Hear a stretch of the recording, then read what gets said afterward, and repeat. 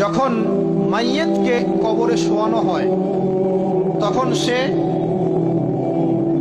তাকে দাফন করে যাওয়া ব্যক্তিদের হাঁটার খসখস আওয়াজ শুনতে পায়।